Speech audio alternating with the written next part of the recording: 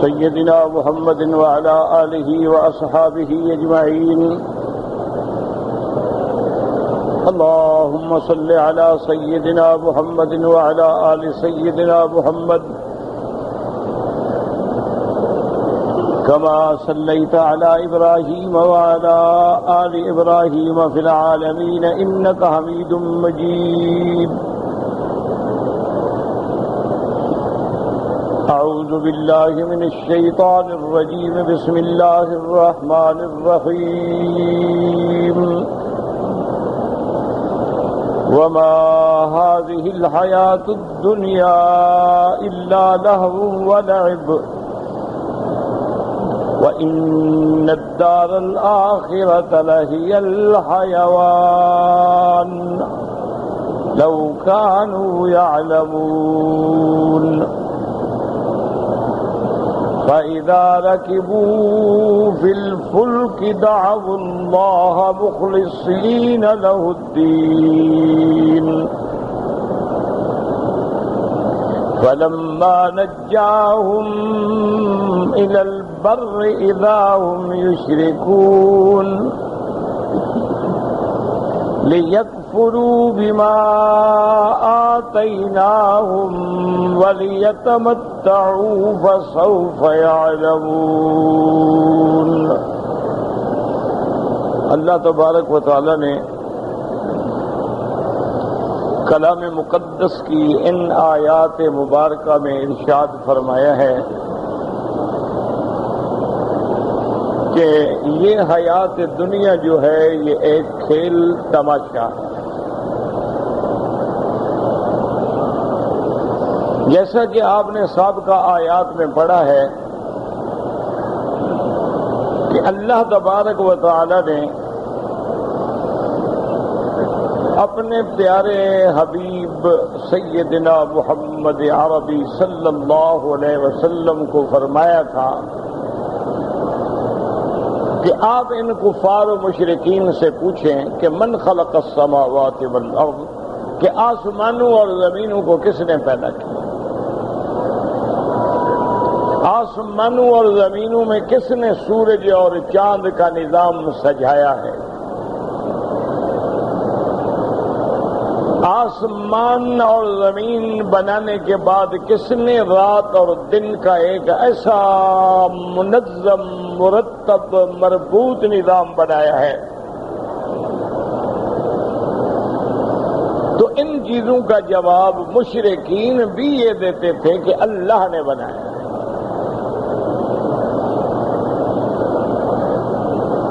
اسی طرح اگر ان سے یہ پوچھا جائے کہ آسمانوں سے پانی کون برساتا ہے، یاد رکھیں کہ پانی جو برستا ہے نا، جیسے بارشوں میں برستا ہے، اس کے لیے قرآن پاک کے مطالعے سے ہمیں دو باتیں معلوم ہوتی ہیں. کبھی اگر اللہ چاہیں تو براہ راست آسمانوں سے پانی برستا ہے، جیسے اللہ نے زمین میں دریا رکھے ہیں ایسے آسمانوں میں بھی دریا ہے،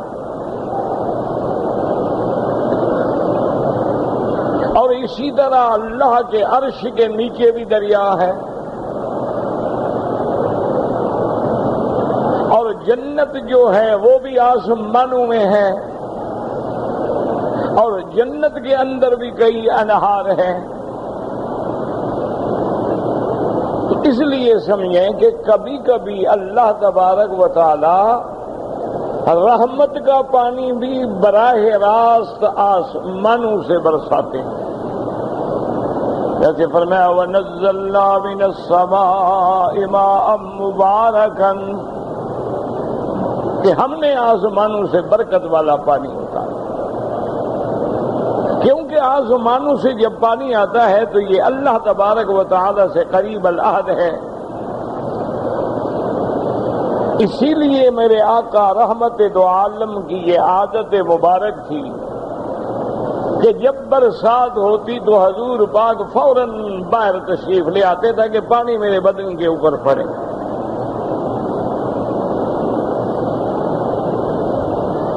اسی طرح یاد رکھیں کہ کبھی کبھی اللہ عذاب دینا چاہے تب بھی آسمانوں سے پانی برسا دیتے ہیں،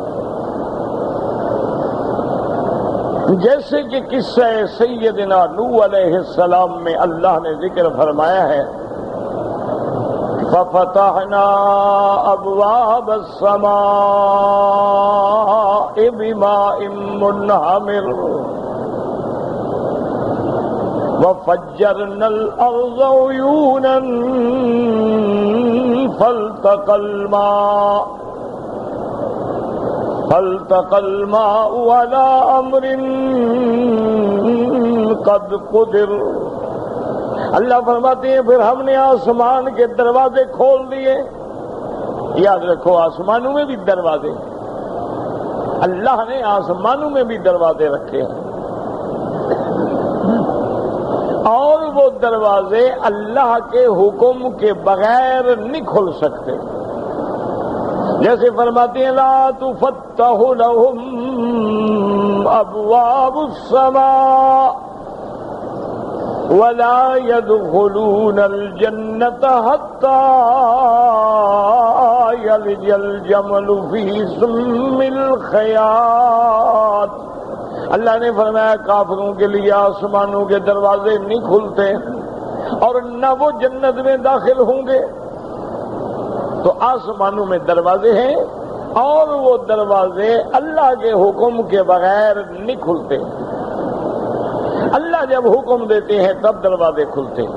اسی لیے حدیث معراج میں آتا ہے میرے آقا رحمت دو عالم فرماتی ہیں ثم عرج بی الی السماء، پھر اللہ نے مجھے مسجد اقصی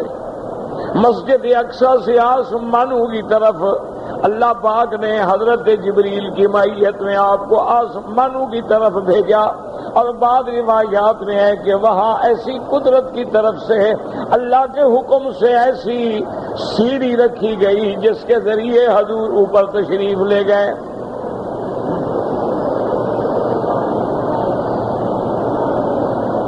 تو بہرحال یہ باتیں پہلے دور میں ذرا سمجھنا مشکل ہوتا تھا کہ وہ کیسے سیڑھی ہوگی، اور آسمان تو بہت دور ہے، لیکن اب تو لوگوں نے بھی ایسی لفٹیں بنا لی ہیں، ایسے ایکسیلیٹر بنا لیے ہیں کہ آپ کھڑے ہو جائیں اور سیڑھی اوپر جا رہی ہے۔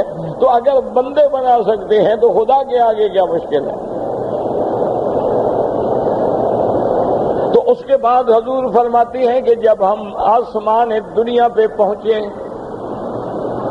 تو سیدنا جبریل علیہ السلام نے دروازے کھولنے کے لیے آپ نے آواز دی کہ دروازہ کھولو۔ اندر سے پوچھا گیا من کون ہو تم؟ تو جبریل نے کہا انا جبرائیل، میں جبرائیل ہوں۔ انہوں نے دوسرا سوال کیا من ما کا، تیرے ساتھ کون ہے؟ تو جبریل نے عرض کیا محمد الرسول اللہ، میرے ساتھ حضرت محمد مصطفیٰ ہے۔ تیسرا سوال ہوا حل بعث الیہ، کیا حضور کو آسمانوں پہ بلانے کی بعثت اور دعوت بھیجی گئی؟ جبریل نے کہا ثم یفتح لہ، اس کے بعد دروازہ کھولا گیا۔ تو اللہ کے آسمانوں کے دروازے یاد رکھیں اللہ کے حکم کے بغیر نہیں کھول سکتے، یہاں بھی اللہ کے اذن سے کھلے۔ اور قصہ نوح علیہ السلام میں بھی اللہ فرماتے ہیں کہ ہم نے دروازے کھولے، ففتحنا، اللہ نے اپنی طرف نسبت کی۔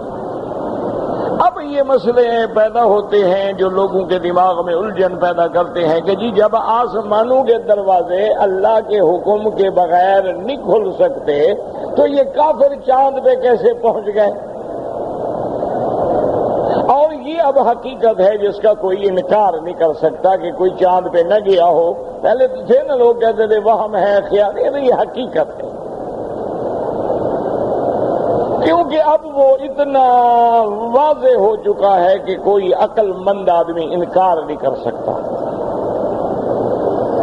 تو یہ بات بھی دماغ میں سمجھ لیں کہ کافروں کے لیے آسمانوں کے دروازے نہیں کھلتے۔ یہ چاند سورج جو ہیں یہ تو سب آسمانوں کے نیچے ہیں، یہ آسمانوں کے اوپر ہیں ہی نہیں۔ یہ دھوکہ ہے لوگوں کو کہ جی چوتھے آسمان پہ ہے، پانچویں آسمان پہ ہے، چھٹے آسمان، یہ دھوکے والی بات۔ اصل مرکز یہ ہوتا ہے کہ جیسے دیکھیں نا آپ آنکھوں سے دیکھتے ہیں، حالانکہ مرکز بصارت جو ہے وہ دماغ میں ہے۔ اسی لیے آپ دیکھیں ڈاکٹر کہتے ہیں کہ بھئی اگر وہ مرکزی جواب دے گیا ہے تو اب علاج نہیں ہو سکتا۔ تو دماغ میں اصل ہے لیکن دیکھ ہم آنکھوں سے رہے ہیں۔ تو اگر اللہ نے ان کے مراکز نورانیہ کہیں اوپر رکھے ہوں کوئی بات نہیں ہے، لیکن اصل میں یہ جو ہے یہ آسمان اور زمین کے درمیان میں ہے۔ اسی لیے حضرت ابن عباس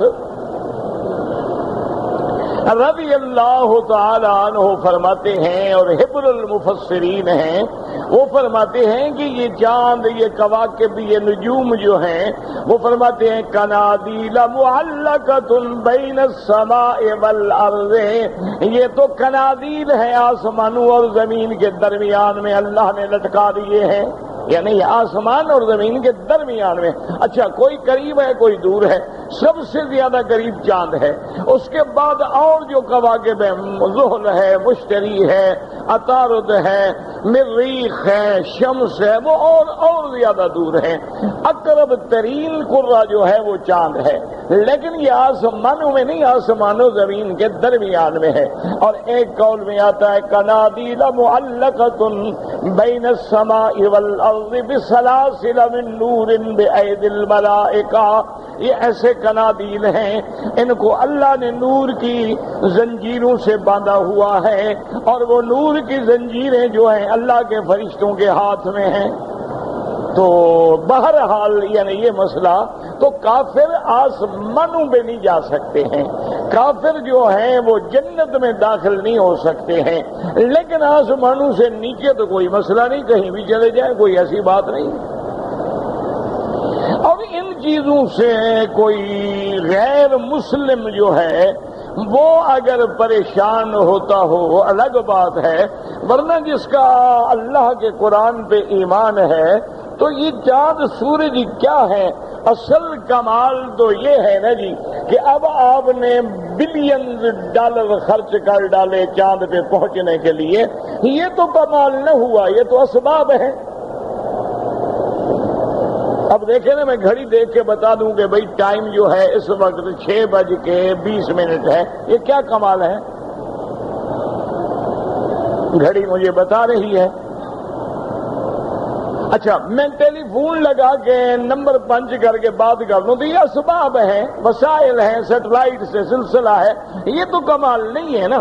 کمال تو یہ ہے کہ آمنہ کا لال ہو، کوئی وہاں کسی قسم کا سینٹر نہ ہو، مرکز نہ ہو، وسائل نہ ہوں، آلات نہ ہوں، اور نیچے سے اشارہ کریں اور چاند ٹکڑے ہو جائیں۔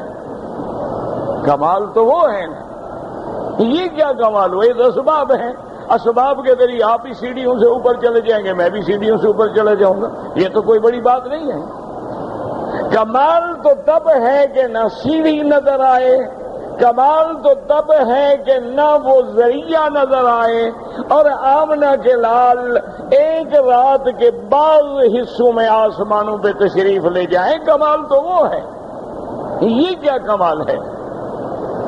تو اس لیے بات کو سمجھیں کہ کبھی کبھی اللہ چاہے تو بارش براہ راست آسمانوں سے ہوتی ہے، اسی لیے جیسے پچھلی آیت میں آپ نے پڑھا ہے وَلَئِن سَأَلْتَهُم مَّن نَّزَّلَ مِنَ السَّمَاءِ مَاءً وَلَئِن سَأَلْتَهُم مَّن نَّزَّلَ مِنَ السَّمَاءِ مَاءً فَأَحْيَا بِهِ الْأَرْضَ بَعْدَ مَوْتِهَا، اگر آپ ان سے پوچھیں گے آسمانوں سے پانی کون اتارتا ہے اور پھر مردہ زمینوں کو کون زندہ کرتا ہے، زمین بھی مردہ ہو جاتی ہے جیسے آج کل ہمارے دل مردہ ہو چکے ہیں۔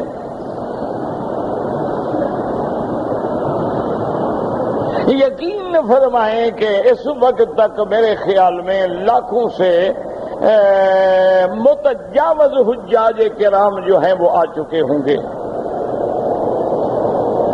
بعض مدینہ پاک آ رہے ہیں، بعض سیدھا مکہ آ رہے ہیں، بعض مدینہ جا کے واپس آ رہے ہیں۔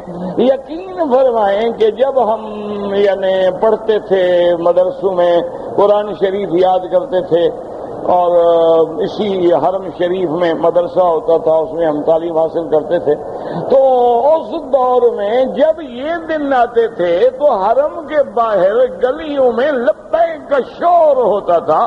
آج لبیک سنائی بھی نہیں دیتا، وجہ کیا ہے؟ دل مردہ ہو گیا۔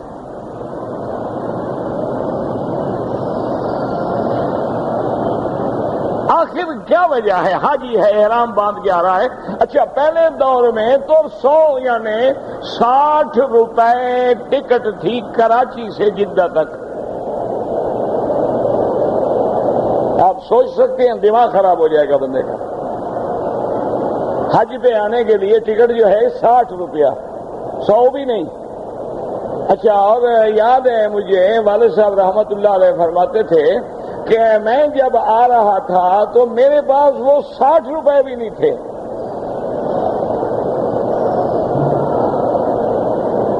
وہ 60 روپے بھی میرے جیب میں نہیں تھے، لیکن شوق تھا کہ میں نے جانا ہے مکہ مدینہ۔ اور بالکل یعنی کراچی تو ہمارے لیے ایسے تھا نا جیسے کسی دوسری دنیا میں آ گئے ہوں۔ تو فرماتے ہیں کہ اب کوئی جاننے والا نہیں، کوئی واقف نہیں، بس ایک دھن ہے کہ مکے مدینے جانا ہے۔ تو فرماتے ہیں کہ میں جب کراچی کے سٹی پتہ نہیں سٹی اسٹیشن پہ یا کینٹ اسٹیشن پہ ٹرین سے اترا، 3rd کلاس کی ٹکٹ تھی، ایک آدمی جلدی سے آیا، مجھے ملا اور کہا السلام علیکم، اور کہا کہ میں کچھ لوگ میرے مہمان آ رہے ہیں، دیکھ رہا آپ یہاں ٹھہریں۔ اب میں حیران، میں جانتا نہیں کون ہے۔ تھوڑی دیر کے بعد وہ آ گیا، اس کے ساتھ 2 آدمی اور بھی تھے، اس نے کہا مولوی صاحب آپ بھی آئیں۔ میں نے دل میں کہا الحمدللہ، چلو اللہ نے کوئی سبب بنا دیا ہے، رات تو کہیں ٹھہرنی تھی، کسی مسجد میں جا کے ٹھہرتا۔ چلو اللہ نے شاید بھیج دیا، یا تو اس بیچارے کو کوئی غلط فہمی ہے، دھوکہ کھا رہا۔ بہرحال جب آگے آئے تو اس کی گاڑی کار وار یہ وہ، میں نے کہا حضرت آپ مجھے جانتے ہیں، کسی دھوکے میں تو نہیں ہے؟ اور نے کہا نہیں، میں آپ کو نہ جانتا ہوں نہ دھوکے میں ہوں، میں نے دیکھا آپ مسافر آدمی ایسے دیکھ رہے ہیں، آپ کے ہاں جاننے والا کوئی نہیں۔ میں نے کہا ہاں جاننے والا میرا کوئی نہیں۔ اور نے کہا اسی لیے میں آپ کو گھر لے جا رہا ہوں۔ گھر لے گیا، کھانا وانا کھلایا، آرام کیا۔ صبح کی نماز کے لیے اس نے جگایا، اس کی کوٹھی کے قریب ایک بہت کہتے ہیں اچھی بڑی خوبصورت مسجد تھی، تو اس نے امام صاحب سے کہا کہ یہ مولوی صاحب باہر سے آئے ہیں، اگر ان کو اجازت دے دو تو یہ نماز پڑھا دیں۔ اس نے کہا ٹھیک ہے جی، نماز پڑھائیں۔ تو والد صاحب فرماتے ہیں کہ میں نے صبح کی نماز پڑھائی، جب نماز پڑھا کے میں نے سلام دیا، انہوں نے کہا حضرت اگر چاہیں مہربانی کریں 10 منٹ درس دے دیں۔ میں نے قرآن شریف کا درس دیا، اب تو ساری مسجد ہی ماشاءاللہ پھر وہ تابع ہو گئی۔ اللہ نے ان کو جو آواز دیا تھا اور جو علم دیا تھا، تو وہ جناب اتنا میرا موت ہے کہ اس نے کہا حضرت یہ جو شپنگ کمپنی ہے، جہاز چلتے ہیں، یہ میری کمپنی ہے، میں آپ کو حج پہ بھیجوں گا۔ تو اپنے گھر میں رکھا، جہاز پہ چڑھایا، حج کر کے واپس گئے، کہتے ہیں 48 روپے میری جیب میں تھے، اسی طرح جیب میں ہی پڑے رہے، اللہ نے حج بھی کروا دیا۔ تو یہ اس دور کی بات ہے۔ آج آپ لاکھوں روپے خرچ کر کے آتے ہیں، لیکن وہ طلب نہیں ہے، وہ لبیک نہیں ہے، رہ گئی رسم اذان، روح بلالی نہ رہی۔ اذان تو اب بھی ہوتی ہے، نمازیں اب بھی ہوتی ہیں، لیکن کہاں وہ اذان بلال اور وہ کہاں نماز محمد مصطفیٰ۔ طواف تو اب بھی ہوتے ہیں، کعبہ تو وہی ہے، لیکن کہاں ہمارا طواف ہے اور کہاں وہ طواف ہے جو انبیاء نے کیا ہے، جو صحابہ نے کیا ہے، جو تابعین نے کیا ہے، جو ائمہ محدثین نے کیا ہے، جو اللہ کے اولیاء نے کیا ہے، کہ کعبے کے میدان میں آنے کے بعد، حجر اسود کے سامنے جانے کے بعد ان کے بدن پہ کب کپی طاری ہو جاتی تھی کہ یا اللہ آج میں تیرے دربار میں میرے جیسا گنہگار آ گیا۔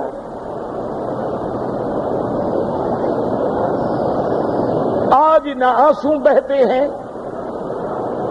دعائیں ہیں بے لذت ہیں، ذکر ہے بے روح ہے۔ وجہ کیا ہے کہ دلوں پہ زنگ لگ گئے، دل مردہ ہو گئے۔ جیسے زمینیں مردہ ہوتی ہیں اسی طرح دل بھی مردہ ہو جاتے ہیں۔ اور یاد رکھو کہ زمینوں کو تو اللہ زندہ کرتے ہیں پانی سے، اور دل کیسے زندہ ہوں گے؟ قرآن سے۔ لیکن آپ کے اندر روح ہے تو آپ زندہ ہے نا، روح نکل جائے تو آپ مردہ ہے۔ قرآن کہتے ہیں وَكَذَلِكَ أَوْحَيْنَا إِلَيْكَ رُوحًا وَكَذَلِكَ أَوْحَيْنَا إِلَيْكَ رُوحًا مِّنْ أَمْرِنَا۔ اللہ فرماتے ہیں میرے مدنی ہم نے آپ کی طرف روح اتاری ہے۔ روح قرآن ہے، دلوں کے جلانے والا، جلانے والا، دلوں کو روشن کرنے والا قرآن ہے۔ اس لیے اللہ پاک نے فرمایا کہ جب ان سے پوچھیں کہ من نزل من السماء ماء فأحیا به الارض بعد موتها، کہ پھر زمینوں کو اس کے مردہ ہونے کے بعد زندہ کرتا ہے، وہ کون ہے؟ تو کہتے ہیں اللہ۔ تو یہ سب مانتے ہیں، اصل بات یہ ہے کہ کبھی اللہ آسمانوں سے پانی برساتے ہیں اور کبھی بادلوں سے پانی برساتے ہیں، یاد رکھو۔ اس لیے وہ بھی قرآن میں موجود ہے۔ قرآن میں تو ہر چیز ہے، کاش کہ تم نے قرآن پڑھنا چھوڑ دیا ہے۔ تم نے قرآن کو طاقوں میں سجا دیا ہے، تم نے قرآن کو مردوں پہ پڑھنے کے لیے بنا لیا ہے، تم نے قرآن کو قبروں پہ پڑھنے کے لیے اتارا ہے، تم نے قرآن کو فال نامہ بنا دیا ہے، تم نے قرآن کو تویز لکھ کے پیٹ بھرنے کا ذریعہ بنا لیا ہے۔ وہ قرآن کی دعوت بھول گیا مسلمان۔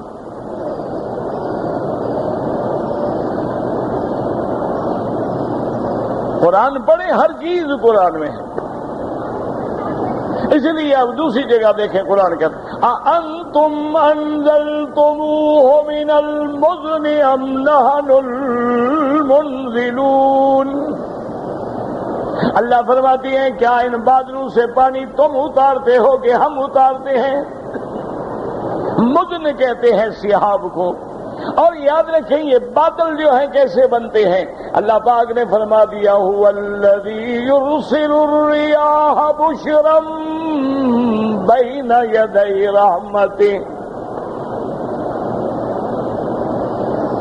حتی اذا اقلت سحابا ثقالا سقناہ الی بلد میت۔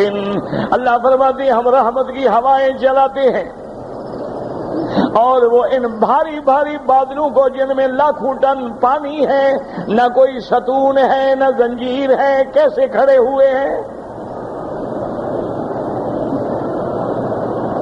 تم ایک بلڈنگ کی ٹینکی بناتے ہو، ایک پلازا کے لیے ٹینکی بناتے ہو، کروڑوں روپے خرچ کر دیتے ہو، میٹیریل ہے، سیمنٹ ہے، سریا ہے، پھر بھی ٹینکیاں لیک ہو جاتی ہیں، ٹوٹ جاتی ہیں۔ اللہ نے بادلوں میں پانی بھرے ہوئے ہیں، اللہ کے حکم سے فَسُقْنَاهُ إِلَىٰ بَلَدٍ مَيِّتٍ۔ اللہ فرماتے ہیں پھر ہم ان کو حکم دیتے ہیں کہ چلو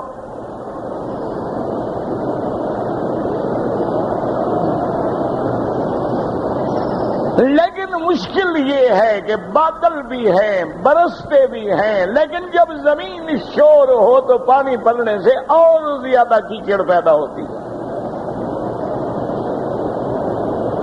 دیکھو نا بارش برس رہی ہو، اگر زمین اچھی ہے تو ماشاءاللہ لوگ آج کل دیکھا نہیں گندم بو رہے ہیں، گندم کی تیاریاں ہو رہی ہیں، بارشوں کے انتظار میں ہیں۔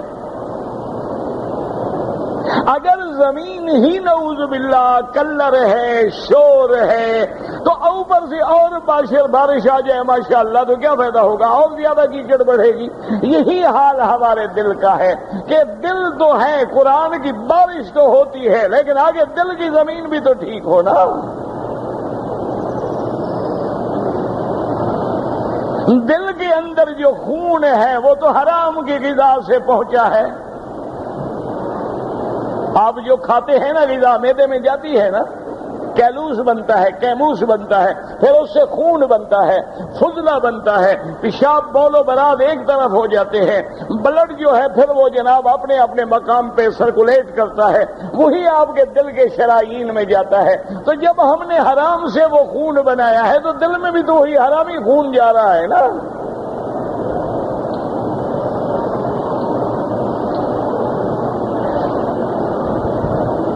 یہی وجہ ہے نا میرے عزیز کہ کعبہ ہو، اللہ کا گھر ہو، حاجی ہو، رونا نہ آئے.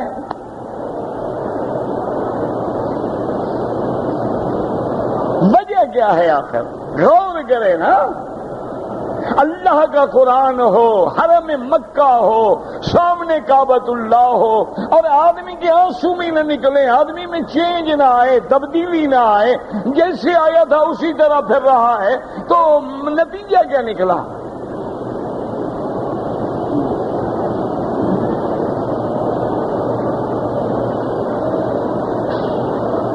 تو اس لیے یاد رکھے کہ اللہ فرماتا ہے کہ جب ان سے پوچھو مانتے بھی ہیں. اچھا، صرف مانتے نہیں بلکہ جانتے بھی ہیں کہ آسمانوں سے برسانے والا پانی کون ہے. اچھا، فضاؤں میں بادل روکنے والا کون ہے، ہوائیں بھیج کے بادلوں کو چلانے والا کون ہے، یہ سب مانتے ہیں، جانتے بھی ہیں، لیکن پھر بھی ایمان نہیں لے آتے. وجہ کیا ہے؟ فرمایا بل اکثرہم لا یعقلون. اب یہاں ایک سوال پیدا ہوتا ہے کہ اگر یہ لا یعقلون ہیں، ان میں عقل نہیں ہے، دیوانے ہیں، تو دیوانے کے لیے تو کوئی تکلیف ہوتی ہی نہیں. ایک آدمی پاگل ہے، اس سے کیا پوچھا جائے گا کہ نماز پڑھی کہ نہیں؟ ہو تو پاگل ہے.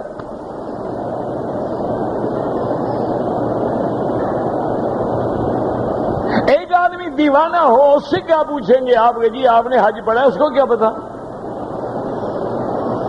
اسی لیے حکم ہے نا شریعت کا کہ اگر دیوانہ ہو تو اس پہ شریعت کا حکم نہیں ہوتا. جیسے بندہ سو رہا ہو تو حکم نہیں ہوتا ہے جب تک بیدار نہ ہو. نیند میں اس کو کیا پتا کیا ہو گیا، نماز کا وقت نکل گیا. اگر آمدن نہیں، غفلت نیند سے نکلا ہے تو گناہ نہیں ہوگا کہ اس کے اوپر بس ہی نہیں چلا. تو اللہ فرماتے ہیں کہ کافر جو ہیں لا یعقلون، ان کو سمجھ نہیں ہے، عقل نہیں ہے. تو اگر ان میں عقل ہی نہیں ہے تو پھر ان کو دعوت دینے کی کیا ضرورت ہے؟ اچھا، کیسے عقل نہیں ہے؟ یہ تو کروڑوں کما رہے ہیں، کاروبار کر رہے ہیں، نئی سے نئی چیزیں بنا رہے ہیں، تو کیسے بے وقوف ہیں؟ کافروں کو جو کہا جائے کہ لا یعقلون، لا یعلمون، تو کیسے بھئی ان کے پاس تو اتنا تیز عقل ہے کہ وہ تو فضاؤں میں خلائی اسٹیشن بنا رہے ہیں، تو کیسے لا یعقلون ہیں؟ اس بات کو سمجھیں اچھی طرح. اس کے دو جواب ہیں. ایک جواب یہ ہے کہ عقل تو ہے لیکن یعلمون ظاہرا من الحیات الدنیا، دنیاوی امور سمجھنے کا عقل ہے لیکن آخرت کے سمجھنے کا عقل نہیں. عقل تو ہے، جیسے آپ کا بیٹا ایم اے کیے ہوئے ہے، ماشاء اللہ بڑی بڑی ڈگریاں ہیں، ایم اے ہے، ایم بی اے ہے، ایم بی بی ایس ہے، بڑی ڈگریاں ہیں، لیکن الحمدللہ کا ترجمہ نہیں آتا. تو کیا کہیں گے؟ علم تو ہے لیکن دین والا علم نہیں. ان کو بھی عقل ہے، علم ہے، جانتے ہیں، سب کچھ ہے، لیکن ظاہرا من الحیات الدنیا، امور دنیاوی جانتے ہیں. وہم عن الآخرۃ ہم غافلون، آخرت سے غافل. ایک جواب یہ ہے کہ علم تو ہے لیکن دنیا کا علم ہے، آخرت کا علم نہیں ہے. اور دوسرا جواب یہ ہے جو آج ہم نے آیت پڑھی، فرمایا وما هذه الحیات الدنیا الا لهو ولعب. اللہ نے فرمایا یہ دنیا کی زندگی کھیل تماشا ہے، جیسے کھیل تماشے میں بندہ پڑھے نہ بھول جاتا ہے، امتحان سر پہ ہے، بچہ کھیل میں بیٹھا ہے، فکر ہی کوئی نہیں، یہ بھی دنیا کے کھیل تماشے میں لگ گئے، آخرت بھول گئے۔ علم تو ہے لیکن یہ دنیا میں لگ گئے۔ وَإِنَّ الدَّارَ الْآخِرَةَ لَهِيَ الْحَيَوَانُ، اللہ نے فرمایا کہ اصلی حیات دائمہ کی اصلی زندگی جو ہے وہ تو آخرت ہے۔ لو کانوا یعلمون، اگر یہ جان لیتے، اگر ان کو علم ہوتا، اگر ان کو دین کا، قرآن کا، آخرت کا علم ہوتا تو یہ جان لیتے کہ دنیا تو فانی ہے، یہ تو ایسی ہے جو کھیل تماشے کا کیا معنی؟ دیکھیں نا، لاکھوں لوگ اکٹھے ہوتے ہیں کھیل دیکھنے کے لیے، کھیل ختم، ہر چیز ختم۔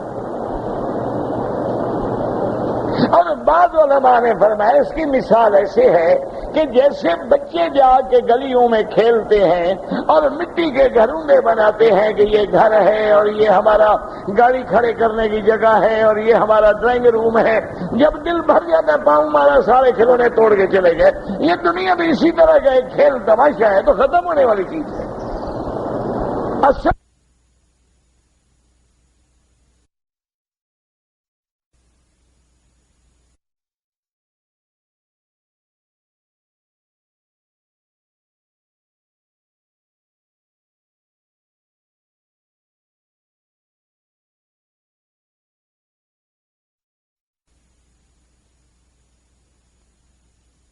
کانوا یعلمون، اللہ آپ کو بھی اور ہمیں بھی آخرت کا ایمان و یقین نصیب فرما دیں۔ اللہ اکبر۔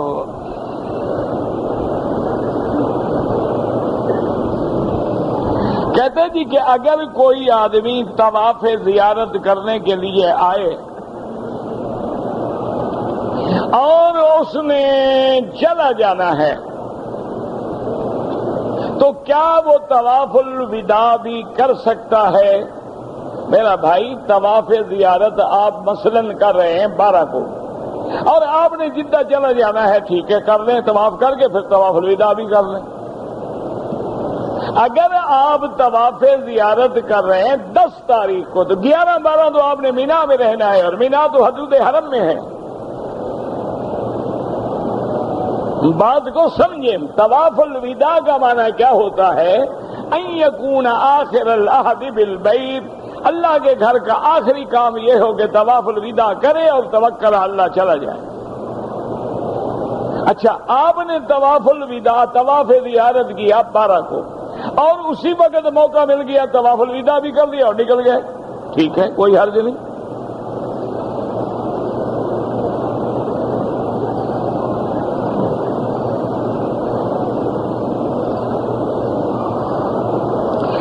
کہ ایک قربانی جو ہے وہ تو میرا بھائی حج کی بکری ہے نا، قربانی نہیں ہے، بات کو سمجھو۔ ایک ہے حد یہ تمتو،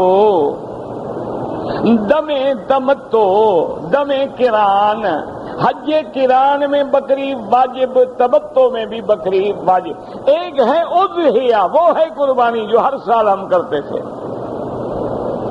وہ قربانی تو آپ اپنے ملک میں دے سکتے ہیں، وہی ذبح کر کے غریبوں کو دے دیں، اور یا کسی ذبح کر کے کسی دینی مدرسے میں دے دیں۔ اور ایک حج کی بکری ہے، وہ آپ کو یہاں اللہ کے حرم میں دینی ہے، حدود حرم میں، یعنی پورے مکہ میں۔ اب مینا جو ہے وہ بھی حرم کے اندر ہے، اس لیے آپ مینا میں بھی دے سکتے ہیں، مکے میں بھی دے سکتے ہیں، اور اس کے لیے بھی افضل یہ ہے کہ آپ کوشش یہ کریں کہ قربانی اپنے سامنے ہو، اپنے ہاتھ سے ہو، اور تاکہ اطمینان بھی ہو اور عمل بھی اسی طرح ہو جیسے حضور پاک صلی اللہ علیہ وسلم نے کیا۔ ہاں، اگر مجبوری ہے پھر دے دیں جس کو چاہیں، جس پر اعتبار ہو۔ میں یہ کام نہیں کرتا، نہ میں، الحمدللہ، اللہ مجھے آئندہ بھی محفوظ رکھے، اور ابھی تک تو اللہ نے بچایا ہے، کیونکہ یہاں یہ بھی ایک کاروبار بن گیا ہے نا، لوگوں سے 100 200 بکریوں کے پیسے وصول کر لیں گے، ذبح کچھ بھی نہیں کریں گے،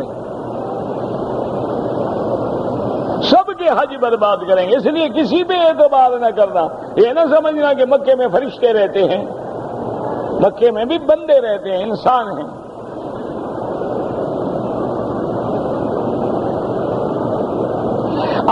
میرا پورا نام کیا ہے؟ میرا بھائی میرا نام جو ہے وہ ہے محمد مکی، لیکن اب ایک میرے ساتھ لقب بھی ہے حجازی، وہ بھی نہ بھولا کریں، کیونکہ اب بہت سارے لوگ محمد مکی بن گئے، مشکل میں آ گیا ہوں، جو بھی کہیں جاتا ہے وہ کہتا ہے میں بھی مکی ہوں۔ اچھا، لوگ مجھ سے آگے پوچھتے ہیں کہ حضرت ماشاءاللہ آپ آئے تھے، آپ کو ہم نے چندہ دیا تھا، ابھی میں تو 5 سال سے پاکستان نہیں لیا، کب آیا تھا؟ وجہ کیا ہے کہ کئی لوگ ہیں جنہوں نے اپنے نام کے ساتھ محمد مکی، کسی نے مکی، کسی نے کچھ لکھ دیا، اب وہ جو بھی کرے مونچھوں والا پکڑا جائے داڑھی والا۔ تو بہرحال میرا پورا نام جو ہے وہ محمد مکی ہے اور لقب حجازی ہے، اور جب بھی کوئی ایسی بات ہو مجھ سے براہ راست بات کرے، صرف نام تو اب جو بھی مکے میں رہتا ہے سب مکی ہے۔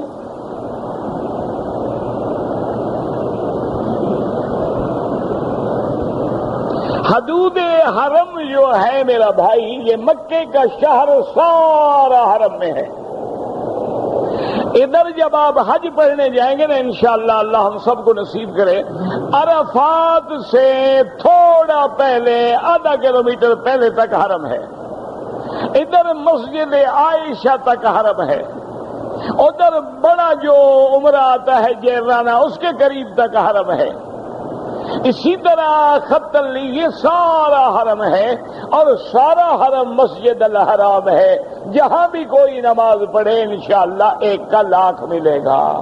لیکن کعبے کی نماز کا کیا مقابلہ ہے؟ جتنی جماعت بڑھے گی اتنی ثواب بڑھے گا، اور جب کعبہ سامنے ہو تو سبحان اللہ۔ اس لیے بعض علماء کہتے ہیں کہ سارے حرم میں اکیلا پڑھو تو 1,00,000، محلے کی مسجد میں پڑھے تو 25 لاکھ، اور اللہ کے کعبے میں آگے پڑھے تو 27 لاکھ گنا بڑھ جاتا۔ آدمی کو پتہ نہیں تھا، اس نے صفا نہیں کی۔ میرا بھائی پتہ کیوں نہیں تھا؟ پتہ نہیں تھا تو مکے کیسے پہنچ گیا؟ پتہ نہیں تھا تو پاسپورٹ کیسے بنوا لیا؟ پتہ نہیں تھا تو ویزے لگانے کے لیے ایجنٹ کیسے ڈھونڈ لیا؟ پتہ نہیں تھا تو جدے والے جہاز میں کیسے بیٹھ گیا، بمبئی والے جہاز میں نہیں بیٹھا؟ یہ کیا بات ہے کہ پتہ نہیں تھا؟ یہ بالکل غلط بات ہے۔ جو بھی آدمی آتا ہے آنے سے پہلے مسئلہ پوچھے، آنے سے پہلے دین کو سمجھے کہ عمرہ کیا ہے، حج کیا ہے، طواف کیا ہے، صفا کیا ہے۔ بہرحال اس نے صفا مروہ نہیں کیا ہے، ایک بکری بطور دم واجب ہے، اگر غریب ہے روزے رکھ لے۔ 3 پہلے چکروں میں رمل ہوتی ہے، بھول گیا کوئی بات نہیں۔ کسی عورت کو 8، 9 اور 10 انہی ایام میں حیض آ جائے کوئی حرج نہیں، غسل کر کے نماز نہ پڑھے، لبیک پڑھ کے مینا جائے، عرفات جائے، مزدلفہ جائے، اللہ کا ذکر کرے، دعائیں کرے، کنکری مارے، قربانی کرائے، بال کٹے، سارے کام کرے، صرف نماز اور طواف، تو اس کے لیے تو کوئی مشکل نہیں۔ دیکھو نا، یہی حکمت ہے، اگر اللہ حج رکھتے مسجد کے اندر تو حیض والی عورت کہاں جاتی؟ یہ اللہ کا کرم ہے نا کہ حج ایک میدان میں ہے، پلید ہے آ جاؤ، پاک ہے آ جاؤ، تمہارے جیسا نیک ہے آ جائے، میرے جیسا گندا ہے وہ بھی آ جائے، اس لیے اس کے حج میں کوئی خلل نہیں۔ غسل کرے، لبیک پڑھے، دعائیں مانگے، ذکر کرے، مینا جائے، عرفات جائے، مزدلفہ جائے، کنکری مارے، قربانی کرے، بال کٹائے، جب پاک ہو جائے غسل کر کے طواف زیارت کر کے صفا دوڑ کے بس فارغ ہو جائے، کوئی مسئلہ نہیں۔ اور دوسرا طریقہ یہ بھی ہے، لیکن اپنے عقل سے نہ کرے، کسی لیڈی ڈاکٹر سے جا کے مشورہ کر لیں اور وہ آپ کو دوائیں دے دیں گے، وہ دوائیں استعمال کرے تاکہ ان دنوں میں اس کو ایام آئیں ہی نہیں۔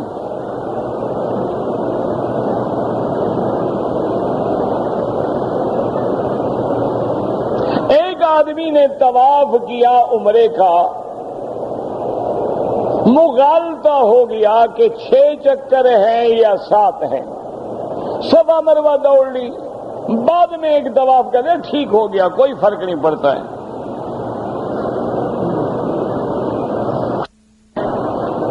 احرام کی چادریں اتار کے کپڑے پہن لیے، بعد میں حلق کرایا، یہ غلطی ہے، لیکن فوراً کرا دیا، دم تو نہیں پڑے گی، آئندہ ایسا نہ کریں، اسی احرام کی چادروں میں سر منڈوایا کریں۔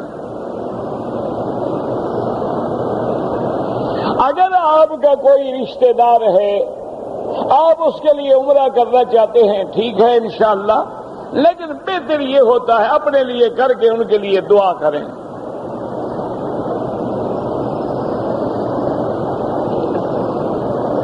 کہتے جی کہ اگر ایک آدمی کے پاس حج تمتع کی بکری رکھنے کے پیسے نہیں ہیں، وہ روزے رکھنا چاہتا ہے، 3 روزے یہاں رکھے، 7 روزے جو ہیں حج کے بعد رکھے، چاہے مکے میں رکھے، گھر جا کے رکھے، کوئی بات نہیں۔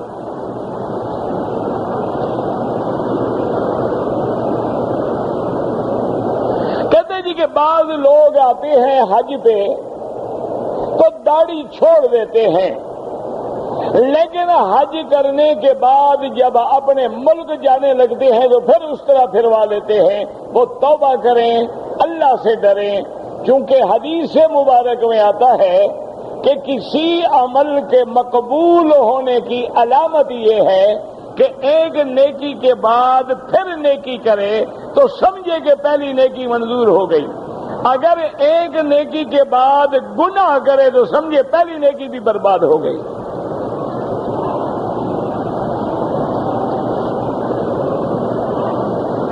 آپ نے حج کے لیے آئے ہیں، عمرے کا احرام باندھ کے آئے، طواف کیا، حلق کروا کے احرام اتار دیا، صفا نہیں دوڑے، ایک بکری دم ادا کریں۔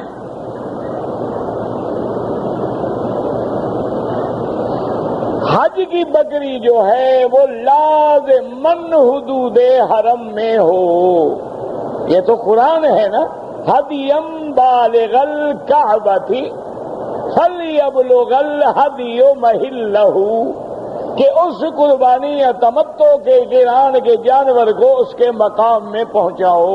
وہ مقام کیا ہے؟ وہ حد حرم ہے۔ ہاں اب تمہاری مرضی مکے میں مینا میں کر لو، مرضی آئے مکے شہر میں کر لو، کوئی بات نہیں۔ کھولنے کے لیے آپ جب مینا میں آئیں گے 10 کو انشاءاللہ، تو میرے آقا نے، محبوب دو عالم نے سب سے پہلے کنکریاں ماری، کنکریاں مارنے کے بعد آپ نے قربانی فرمائی، قربانی کے بعد آپ نے سر پہ اس طرح پھروا کے احرام کھولا۔ ہاں کوئی مجبوری ہے آگے پیچھے ہو جائے، ورنہ آمدن تو نہ کرو نا، ایک ہے مجبوری ہے، بھول گیا، آگے پیچھے ہو گیا، بکری نہیں ملی، ایک لیکن اپنی طرف سے تو کوشش کریں کہ آپ کا عمل اسی طرح ہو جیسے حضور پاک نے کیا ہے۔ ہمارے خاندان کا تعلق جو ہے وہ حضرت عباس رضی اللہ تعالی عنہ سے ہے، تو ہم اپنے آپ کو عباسی کہہ سکتے ہیں، بالکل کہہ سکتے ہیں۔ جن کا تعلق سیدنا عباس سے ہے عباسی ہے، حضرت علی سے ہے وہ علوی ہے، فاطمہ سے ہے فاطمی ہے، حسن سے ہے حسنی ہے، حسین سے ہے حسینی، کوئی بات نہیں، اچھی بات ہے۔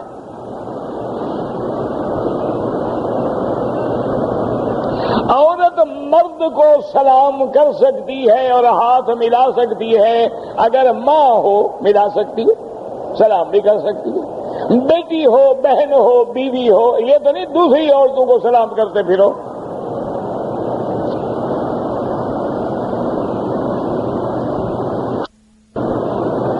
نے طواف کیا، صفا مروہ میں 3 چکر لگائے، وضو ٹوٹ گیا، حمام ڈھونڈتا رہا، حمام اس کو نہیں ملا، وہ اسی حالت میں ہوٹل چلا گیا، اس کے بعد احرام کھول دیا، کپڑے پہن لیے، سر مڈا لیا، بکری دم پڑ گئی۔ یہ کوئی عقل ہے بھلا احرام اس کو حمام نہ ملے؟ ہوٹل مل گیا اپنے، چلو ہوٹل مل گیا، وہیں سے وضو کر کے چادر باندھ کے آگے پھر صفا مروا پوری کر لیتے، کیا مشکل تھی؟ ہوٹل تمہیں مل گیا ہے اور صفا مروا کے ساتھ 200 حمام ہیں، ایک بھی نہیں، دو بھی نہیں، کم از کم 200 سے بھی شاید زیادہ ہوں، وہ نہیں ملے، ہوٹل بیچارے کو مل گیا ماشاءاللہ، تو ہوٹل میں جا کے کپڑے بدل کے وضو کر کے پھر آ کے صفا مروا دوڑتے، یہ تھوڑا کہ بال کٹوا دیتے نا کہ اب لوگ آ رہے ہیں، عمرے بھی کر رہے ہیں، حج بھی کر رہے ہیں، لیکن ایسے ہے جیسے سر سے بوجھ اتارنا ہو، بس ایک نقل ہے ہو رہی ہے، وہ تڑپ نہیں ہے، وہ روح نہیں ہے۔ اگر 2 دن احرام میں رہ جاتے کیا ہو جاتا؟ احرام پلید ہو گیا، دھو لو، بدل ڈالو، کیا ہو گیا؟ آ رہے ہیں لیکن کہتے بس جلدی کرو یار، چلو نا بس، چلو یار دوڑو، بس دوڑ لگاؤ، ختم کرو، بس بال کٹاؤ، پھینکو جناب، کپڑے پہنے، بس سمجھ لو کہ آنے کا فائدہ کوئی نہیں ہے۔ نماز بوجھ ہے، کھڑے ہیں، اللہ اکبر اللہ اکبر اللہ اکبر اللہ، جیسے کوئی ڈنڈا لے کے پیچھے کھڑا ہو، جلدی کرو، اب جلدی کرو۔ ایسی نماز بالکل نہیں ہے، چاہے تم 1000 دفعہ بھی پڑھو۔ نماز پڑھنی ہے تو ادائے ارکان کا خیال رکھو، عمرہ کرنا ہے، عبادت سمجھو، شوق سمجھو، ذوق سمجھو۔ آج تمہیں بادشاہ کی دعوت آ جائے، تمہیں ساری رات نیند نہیں آئے گی، کیا کپڑا پہنوں، کیا کپڑا، رنگ کیسا ہو، شلوار کیسی ہو، ٹوپی کیسی ہو، جوتا کیسے ہو، چلوں گا کیسے، بات کیسے کروں گا، بیٹھوں گا کیسے، سارا دن شیشے میں کھڑا رہے گا، دیکھتا رہے گا۔ خدا کے گھر میں آ گئے ہو، تمہیں احساس ہی نہیں ہے۔ اور اگر نہیں ہے تو مانا دل مردہ ہو گیا ہے، رسم تو ہو گئی لیکن وہ نتیجہ نہیں نکلے گا۔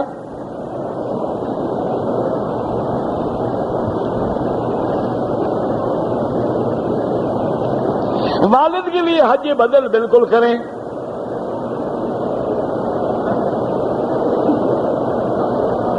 ابھی آپ کو کوئی عمرہ نہیں کرنا ہے، 8 تاریخ کو حج بدل کا احرام باندھیں اور حج کریں۔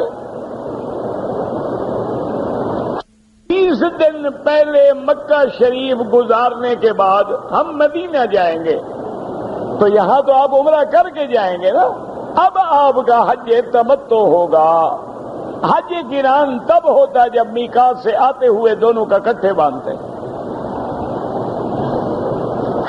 کہتی ہے جی کہ مجھے اپنا قرآن پڑھنے کے لیے مدینہ منورہ میں داخلہ لینا، آپ جس ملک میں رہتی ہے نا وہاں سفارت خانہ سعودی سے رابطہ کریں۔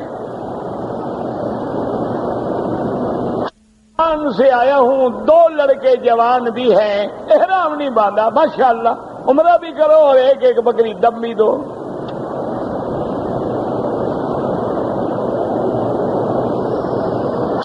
اور لڑکیوں سے دم ساکت نہیں ہوگا، وہ خود عمرہ بھی کریں اور دم بھی دیں۔ جب جوان ہے پھر ساکت کیوں ہو گیا؟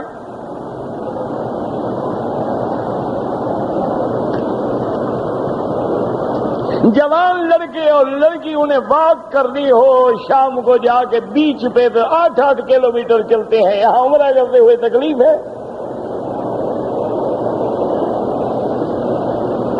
والدین فوت ہو گئے، انہوں نے وصیت تو نہیں کی، لیکن میں ان کا حج بدل کر بالکل کریں، آپ کرائیں، آپ کریں، والدہ کا بھی کرائیں، خود بھی والد کا بھی کریں، ضروری نہیں وصیت کریں۔ اچھی اولاد کا کام یہی ہے کہ ماں باپ کے بعد ان کے لیے حج کرے، صدقہ کرے، خیرات کرے۔ بھئی قربانی کوئی نہیں، حج تمتع ہوگا تو تمتع کی بکری ہوگی۔ اگر آپ جدہ کام کے لیے جاتے ہیں، جدے سے واپس آنے کے لیے احرام باندھنے کی کوئی ضرورت نہیں۔ اگر احرام کی چادر ہمارے کندھے پہ نہ ٹکے تو پن لگا لیں، تو پھر تو سلائی ہو گئی، پن لگا لی تو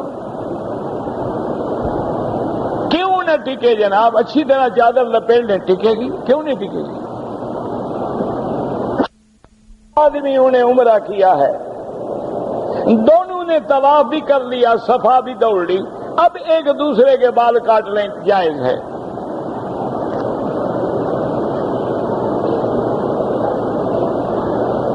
اگر ایک آدمی نے اپنی بیوی کی بہن سے زنا کیا، نعوذ باللہ، اللہ معاف کرے، بہرحال نکاح تو نہیں ٹوٹتا، لیکن توبہ کرو، اللہ پاک فتنے سے بچائے بس۔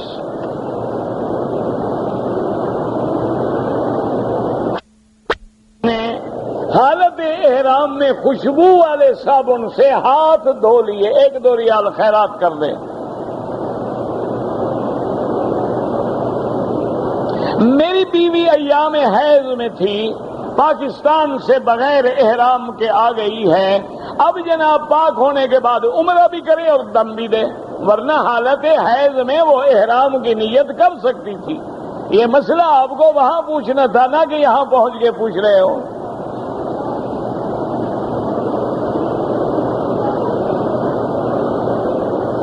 اگر ایک آدمی نے عمرے کا طواف کر لیا، صفا جو ہے مروہ سے شروع کی، ادا ہی نہیں ہوئی، فوراً دوبارہ کر لیں ورنہ دم دینی پڑے گی۔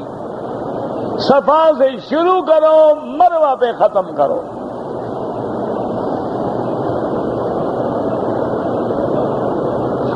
ایک عورت نے عمرے کے دوران میں چہرے پہ کپڑا رکھا ہے، اگر بلا ضرورت رکھا ہے دم پڑ جائے گی، اگر آدمی آ گئے کپڑا لٹکا لو، نہ آئے اٹھا لو۔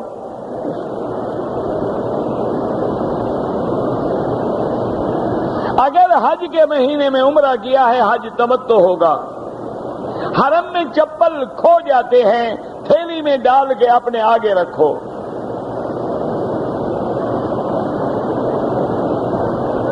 نماز کی حالت میں موبائل کی گھنٹی بجتی ہے تو پہلے بند کر دو، اور اگر پہلے بھول گئے تو کھڑے کھڑے وہی کسی بٹن پہ ہاتھ رکھ دو، بند ہو جائے گا۔ اب جس کے لیے چاہے کر سکتے ہیں۔ اگر عورت حالت احرام میں ہے، غیر محرم سے بالکل پردہ کرے، اپنا کپڑا لٹکا لے بس۔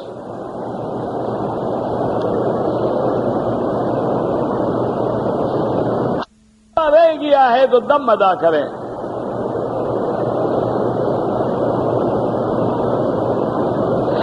اگر رمل نہیں کیا تو کوئی جرمانہ نہیں۔ غریب آدمی ہے، پیسے نہیں ہیں، دم کے بدلے روزے رکھ سکتا ہے۔ جو آدمی رمضان المبارک میں آ کے مکے میں رہ گئے، رمضان کے بعد کوئی عمرہ نہیں کیا، ان کا حج افراد ہوگا، صرف حج کا احرام باندھیں گے، اور ان کے لیے بکری حج کی واجب نہیں ہوگی۔ کنکری ماری، سر مڈایا، احرام کھول دیا۔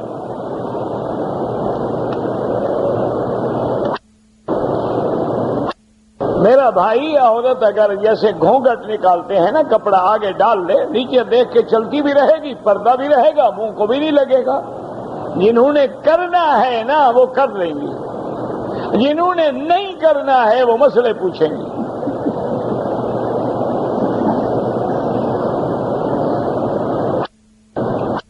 آدمی کو جریان کی شکایت ہے تو جریان سے وضو ٹوٹ جائے گا، وضو آپ کو دوبارہ کرنا ہوگا۔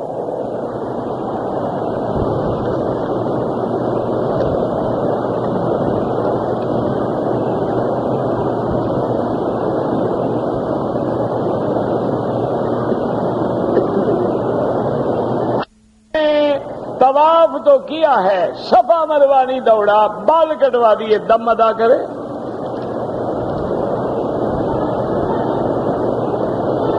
بابا ایک مسئلہ ایک ہی ہے، احرام کی حالت میں بی بی عائشہ خود فرماتی ہیں، اذا ہذین الرجال سدلنا علی وجوہنا، جب مرد قریب آتے تھے ہم کپڑا لٹکا لیتے تھے، اور جب مرد دور ہو جاتے تھے ہم کپڑا ہٹا لیتے تھے۔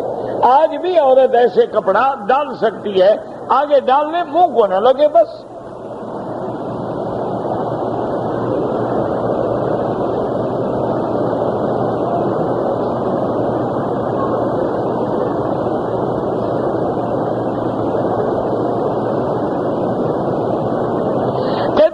میں اپنے والدین کے گھر میں جب جاتا ہوں تو والدین کا کاروبار جو ہے وہ شیئر کا کاروبار ہے، مجھے مشتبہ لگتا ہے کھانا، آپ کھانا کھایا کریں، کیونکہ سارے پیسے تو حرام کے نہیں ہوتے نا، حلال بھی تو آخر ان کے پاس ہوگا نا۔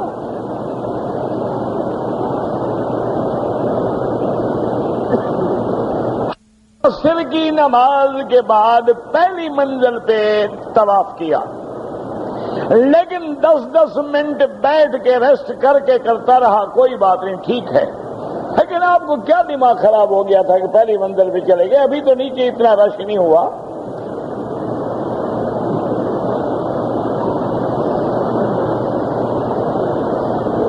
آرام کا معنی یہ نہیں ہے کہ 2 چکر لگا کے ہوٹل پہ جا کے سو جاؤ، آرام کا معنی ہے معذور ہے، ضعیف ہے، تھک گیا، وہیں بیٹھ جائے، پھر شروع کر لیں۔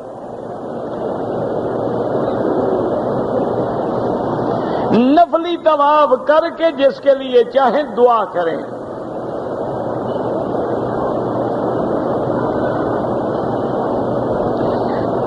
روزے حج سے پہلے آپ نے رکھنے ہیں، یعنی 1 2 3 2 3 4 7 روزے حج کے بعد رکھنے ہیں، ضروری نہیں کہ حج کے مہینے میں ہوں، جب بھی چاہے رکھیں۔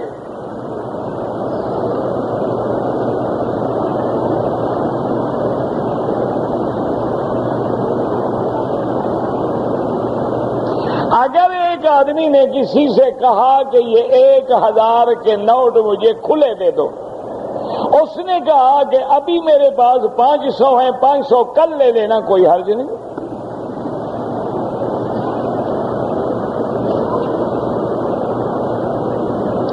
ایک آدمی نے کسی عورت کو بہن بولا تھا، بعد میں شادی کر لی، کوئی حرج نہیں، بولنے سے کوئی بہن نہیں بنتا۔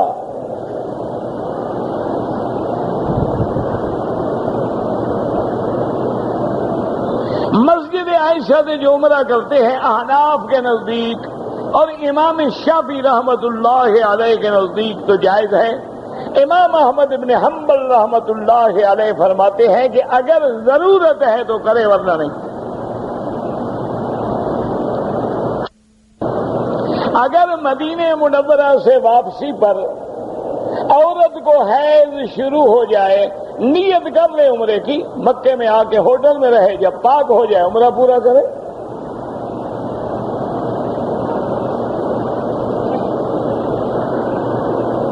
انگوٹھا انگلی پر رکھنا، مجھے نہیں پتا کیا مطلب ہے آپ کا۔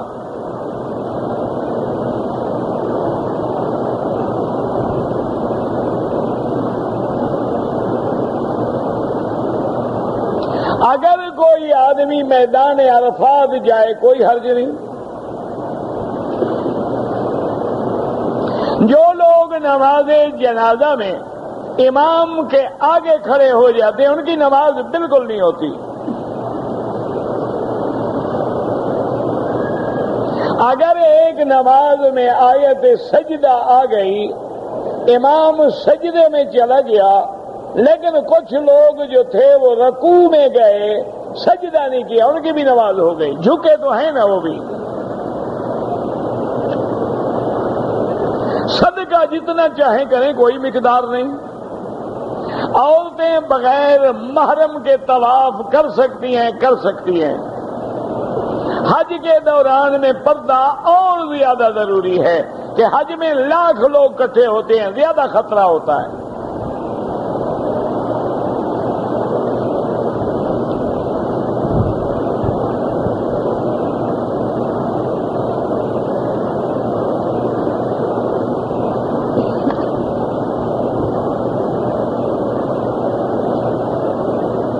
بہرحال اگر ایک عورت نے اسقاط حمل کے بعد خون بند ہو گیا، پاک ہو گئی،